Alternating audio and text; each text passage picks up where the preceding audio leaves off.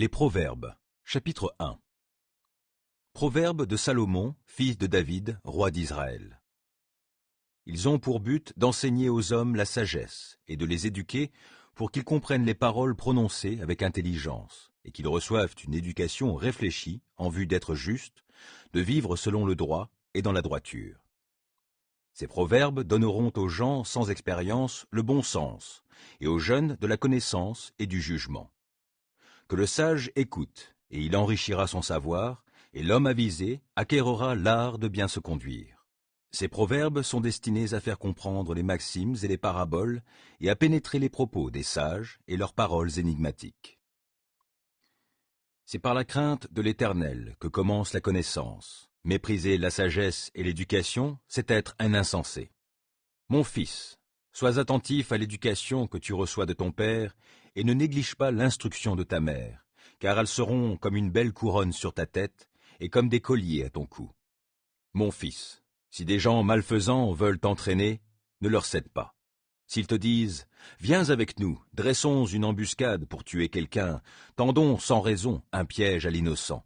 Nous l'engloutirons tout vif comme le séjour des morts, il disparaîtra tout entier comme ceux qui descendent dans la tombe. Nous ferons main basse sur un tas de biens précieux, nous remplirons nos maisons de butin.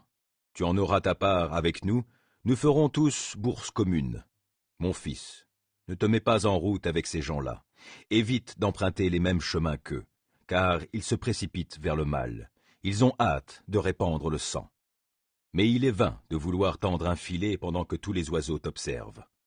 En vérité, c'est au péril de leur propre vie que ces gens-là dressent des embûches. C'est à eux-mêmes qu'ils tentent des pièges. C'est à cela qu'aboutiront tous ceux qui cherchent à s'enrichir par des voies malhonnêtes. Un gain mal acquis fait périr celui qui le détient. La sagesse crie bien haut dans les rues, sa voix résonne sur les places publiques. Dominant le tumulte, elle appelle. Près des portes de la ville, elle fait entendre ses paroles, disant « Gens sans expérience, jusques à quand vous complairez-vous dans votre inexpérience? Et vous, moqueurs, jusqu'à quand prendrez-vous plaisir à vous moquer? Et vous, insensés, jusqu'à quand détesterez-vous la connaissance? Écoutez mes avertissements. Voici. Je répandrai sur vous mon esprit, et je vous ferai connaître mes paroles. J'ai appelé, et vous m'avez résisté. J'ai tendu la main, et personne n'y a prêté attention. Vous avez rejeté tous mes conseils, et vous n'avez pas voulu de mes avertissements. C'est pourquoi, lorsque le malheur fondra sur vous, je rirai. Quand la terreur vous saisira, je me moquerai. Quand l'épouvante, comme une tempête, viendra sur vous, que le malheur fondra sur vous comme un ouragan, et que la détresse et l'angoisse vous assailliront, alors ils m'appelleront, mais je ne répondrai pas. Ils me chercheront, mais ne me trouveront pas. Puisqu'ils ont détesté la connaissance, et qu'ils n'ont pas choisi de craindre l'Éternel, qu'ils n'ont pas voulu de mes conseils, et qu'ils ont dédaigné tous mes avertissements, eh bien, ils récolteront les fruits de leur conduite, et ils se répéteront jusqu'à ce qu'ils en aient plus qu'assez de leurs propres projets.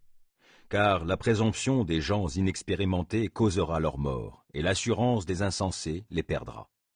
Mais celui qui m'écoute habitera en sécurité, il vivra tranquille, sans avoir à redouter le malheur.